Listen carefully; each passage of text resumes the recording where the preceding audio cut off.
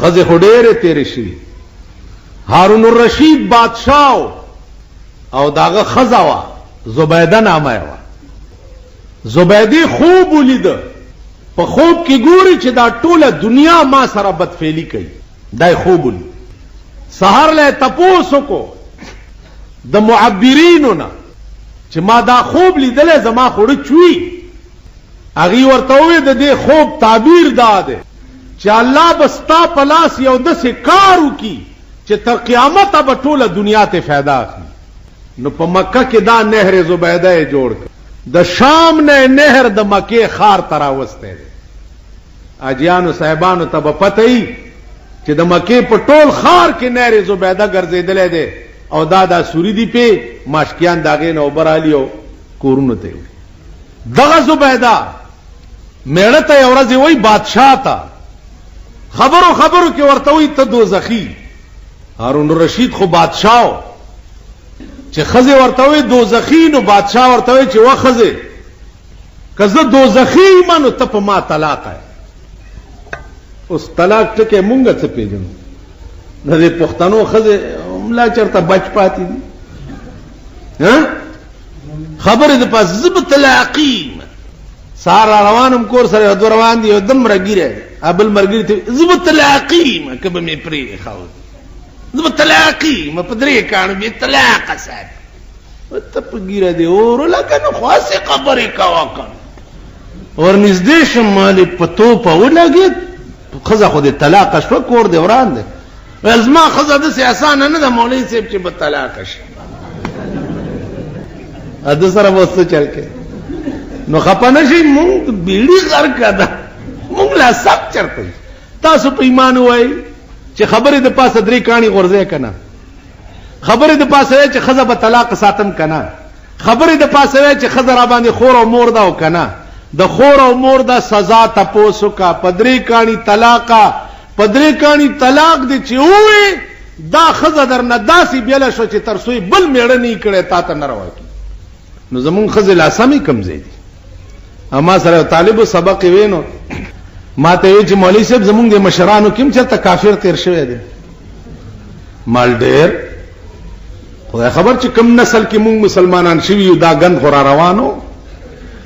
ول خدا زوس پوي شو مال ولې وې ما کې کله کله د خر رګ ټوپ وي نو ما چې دا چل څه دی خدای را کې هغه کافر رګ را روان دی. نو غزیزانو اټول په مونږ کې اټول په زمونږ خزي زمونږ اولاد زمونږ طرز معیشت ټول پلیت او مردار. بادشاہ اوس خزي ته وي خزي منډه کړه چې منډه کړه دروازه یې بند کړه.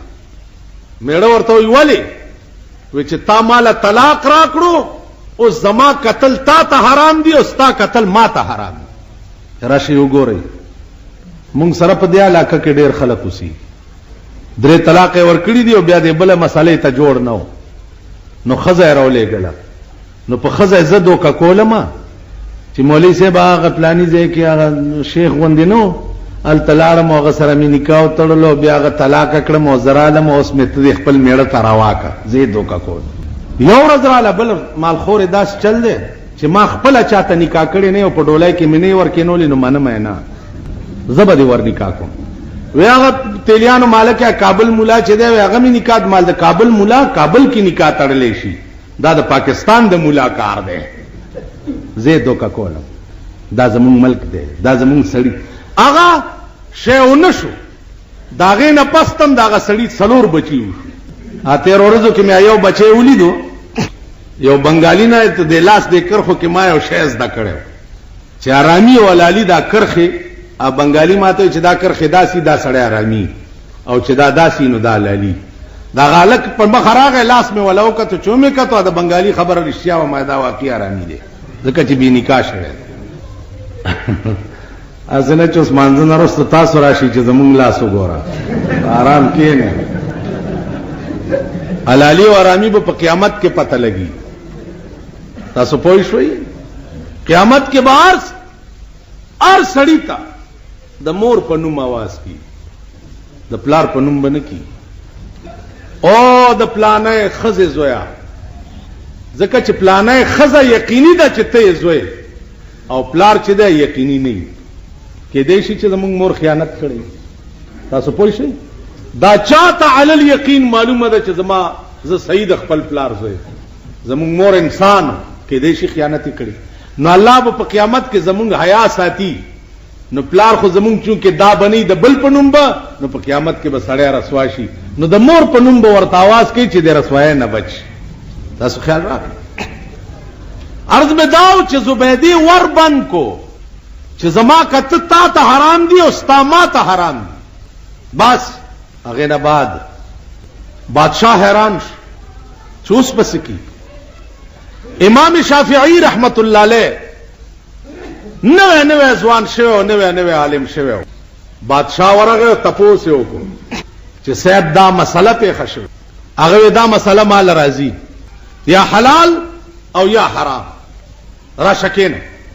بادشاہ ورته وای صاحب ورته نه دسی چرته کی ته پتخ ناشته او زلان دی ما او پختنه د دین د مسلې کې تخت نه راکوشه ته په دې ځمکه کېنه او زب په دې تخت کېنم بیا تاسو کو زب درته جواب درک.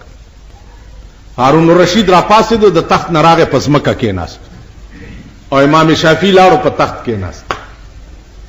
او به کې په پاکستان کې چا سره داسي او به کوي هارون بادشاہ خلا څکه قسم په خدای دې کيو سوهم تصور ناممکن دی چې زمونږ ملک بداسن څوک کی چې راشه ته زما په دې ځای کې نه او زبالته د هارون الرشید ایمان وګوره او د امام شافعی ایمان وګوره. امام شافعی په تخت کې ناست ورته بادشاہ او پاس اودرېګا وای اوس تپوس کا وې دغه سي چل شي خزرات تداب ویلی دوزخی او مال کزه دوزخیم ته په ما طلاق ہے او زما دوزخی او جنتی څه پته بلګي چې زه دوزخیم که جنتی ما او دا پچا چاته لګي څو مونږ به دوزخ ته ځو که جنت ته ځو. امام شافعی رحمت الله علیه ورته دا مسله مال راځي 300 کرته د سر نواله تر اخره پورې په ټول قران نظر واچول 300 کرته ځکه چې ته ټول قران یادو نو د الحمدلله تر والناس پورې بداسي په تلو راتلو بیا په تمام ذخیره حدیث د رسول الله چې په عمر کې دي چرتا د خدای د یری جړلې دي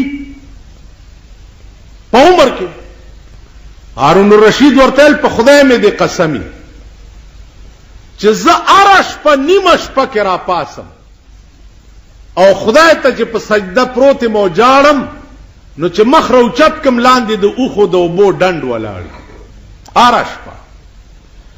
امام شافعی ورته مبارک شه د پیغمبر حدیث میں پیدا کو چې د کم سترګې نه اوخه دومره روزي چې د مخ ته راشي د مخ قدرې ته به د سترګې نه راتوي شي د مخ ته راشي یو اوخه نو په قیامت کې به رسول الله وی چې دا سړی خدای دوزخ ته نه پری او په دې سترګې به عمر له دوزخ حرام.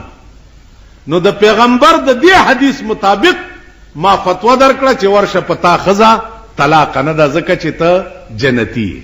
تاسو خیال راکړئ علم هم داو تقوام داو او جرأت او ایمان هم داو.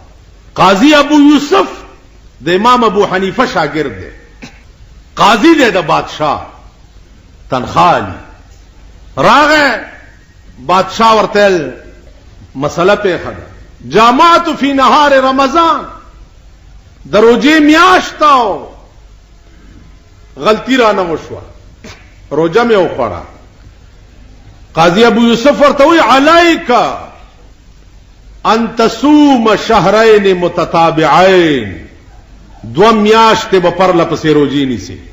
هغه ورته بارک الله فی علمک بارک الله لاړو چالاړو. نور قاضیان ورته وی چې صاحب ته خو خطا شوې په کفاره کې خو ترتیب دی اول مریا آزادول دي کمریا نه بیا 2 میاشتې روزي دي کاغه نه بیا شپېتو مسکینانو له 2 ټیمه روټای ده.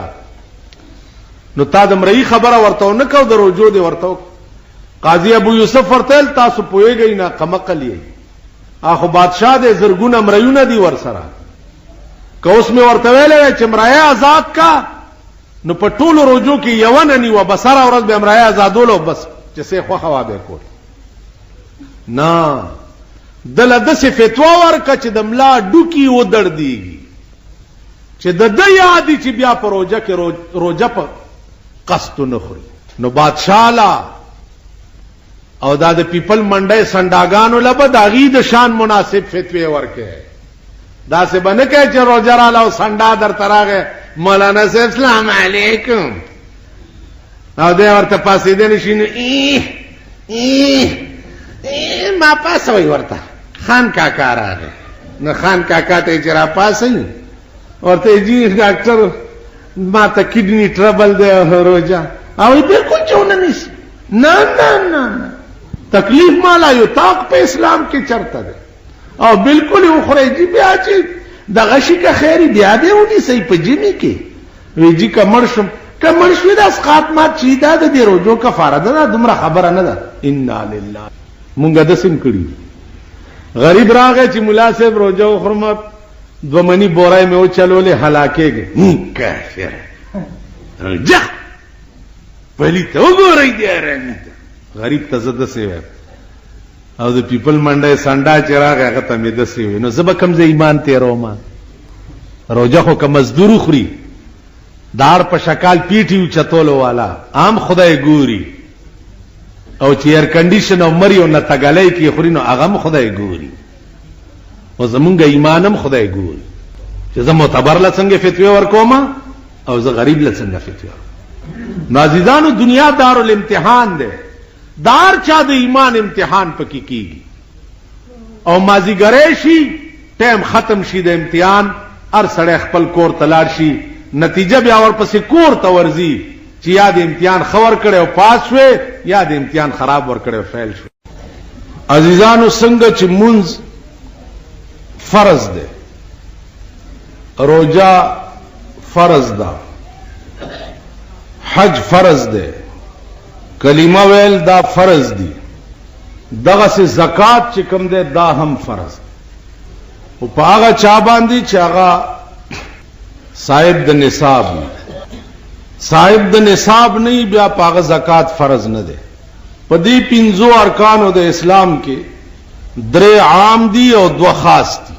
کلمه او منځ او روجه دا عام دي، په امیر او غریب دواړو باندې یو شان فرض دي، او حج او زکات دا خاص دي، امیر او مالدار باندې فرض دي، او که امیر او مالدار نو پاغه فرض نه دي. بیا د دواړو سيزونو د پاره الله تعالی خپل نصاب جوړ کړي. حج با اله په سړی فرض کیږي چې دومره پیسې ور سره ای چې د کم ځای نه روان دي، او د لار شي او مکی معظمه ته او هغه اخراجات ټول برابر کیو، بیا واپس په دې ځای ته ورسي، او د تلو نه بعد د کور ضرورت هم برابر وي د تر راتلو پورې. نو دغه وخت کې دې سړی باندې حج فرض، کدا نه برابر ده نو بیا په حج فرض نه ده. دې وخت کې 1,000 روپے دا خوبا چې یو حج لا تیر نه نو حکومت به اعلانو کی چاله اسلام امراوستو حج له داخله وکړي، نو هغه اتنه میاشت به دوی وهیرا کاږي او ستا پیسې به بندي. نو هغه نه بعد به بیا ته یا به منظوری شوی یا نه، که منظوری دې نه وي شوی بیا به د لړ پړه کوچي چې خپل پیسې راو باسه. نو 1,000 هغه، او بیا د پښتنو ملک دی، نو بیا 12,000 ولا روټایل او ډزو لم پکار دي، ځکه چې ته حج نراشه نو ډزې بدر تکیږي، او بیا به د دیګونه باندې کړي او د خلق بدرزي او مبارک شه او صاحب دا خانکونه به ورتک دی او به ډکیږي او تشیږي به، ځکه چې ته حج نه راغلی. نو کم از کم 50,000 روپے چې سړی سره نقد د ټولو ضرورتونو نه بچت وینو الا بستا د حج نظام ته برابرۍ. هغه نه بعد زکات ته. زکات چې ده هغه اصلي کیږي په سرو سپینو باندې. سرو سپینو کې خاص نصاب دی چې هغه باندې زکات فرض کی. 19 توله سره زر او 2.50 توله سپین زر دا چې سړی سره نو هغه باندې زکات فرض شي. یا د 2.50 تولو سپین زرو قیمت ور سره دا بیا تاسو زرګر نه تاسو کوي چې دی وخت کې 2.50 توله سپین زر د 100 روپو جوړي 14-1500 به جوړيږي غالبا. دغه پیسې چې سړی سره د کال په ابتدا کې د تمام ضرورتونو نه بچت پرتی وي او کال په تیر شي نو دې کې بده بیا 2.5 روپے سیکړه ورکړي. عزیزانو اوس کتا سو خیالو کوي حکومت یو نظام رئیس دی د زکات او ډېر خلکو له ورکړي. د خلکو په کې هم نسته غوسه شوي او بس همړه کار برابر دی. دغه زکات باندې سوچو کوي. ما تننم یو سړی وي چې زکات مولانا سے مونږ نه چونکی حکومت کټکای نو د دې وجنه مونږ نور چاله زکات ورکول پریخي. اوس په دې سوچو کوي چې دا زکات حکومت چې بینکونو نه کټکای دا څه شی دی؟ آیا په صاحب د مال چې کم دی داغه غاړه په دې کټکولو ادا کیږي او کنه د باقیدار پاتې شو؟ عزیزانو حکومت 2.5 روپے سلو پسې نه کټ کوي. حکومت 2.5 روپے هغه 9 روپو نه کټ کوي چې کمی 9 روپے ستا په سلو باندې د حکومت سود لګېدل. 7.5% سود چې کوم حکومت ور کوي نو 2.5 روپے هغه د سود پیسو نه کټ کی او 15 بیام تاله درکې. نو ستا اصل مال چې کوم 100 روپے دی هغه باقی پاتې دی او 15 پلا نورم منافع رااله. نو د هغه سلو نه زکات نه دی وته. ستا د سلو زکات به ال کیږي چې میا کال تیر شي او ستا کوم 100 روپے پرتی دی او دینه 2.5 راو باس. نو چې دینه 2.5 لري کې نو 2.5 کم 100 روپے بستا بینک کې پاتې شي. دا کال پس 7.5% چې کوم حکومت سود ور کوي هغه نه 2.5% کټ کی او 15 بیام تاله درکې. نو ستا غسل د سلم باقی پاتې شو او 15 په د پاسه سود امرا. نو اصل مال نه زکات نه کټ کی. عزیزانو بیا کتا سو خیال وکړئ کوم خلکو چې په بینک کې په سود روپۍ خي یعنی سیوینګ اکاؤنٹونو کی خي یا اگر فکس ڈپازٹ کی خي نو د فکس ڈپازٹ پیسے یا د سیوینګ اکاؤنٹونو پیسے اگر کال پس نورم داسی شي لکه پچاټای کې تشي متیازي پرتیوي او تپکی او پاو غلم ورواچه نو چاټای پاکه شو کنه ها خپاکه.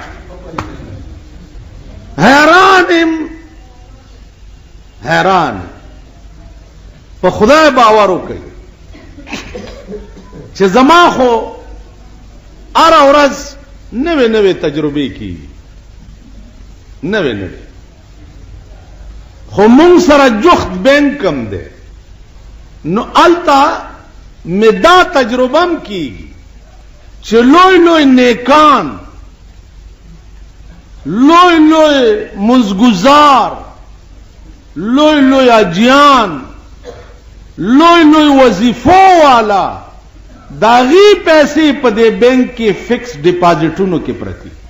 نو چې ورځ تیریږي نو صاحب د دې خلکو نم داړه نور بدی چې بیړه دې غر کشه ته خو ما ډیر نیک ګڼلې سو کوم دی وای درې سلور لک روپے ور سره سره وي دغه کې می خېدي دا درې سلور زر روپے راځي شو گزاره مزاره پکوم اوس بسکه او زیب کم خوا دلته دوی ورته بل نظام رئیس ته ده بلا سود بینکاری بلا سود بینکاری بیا داسې شی دی لکه چې خرې له بنارسۍ ور په سر کې.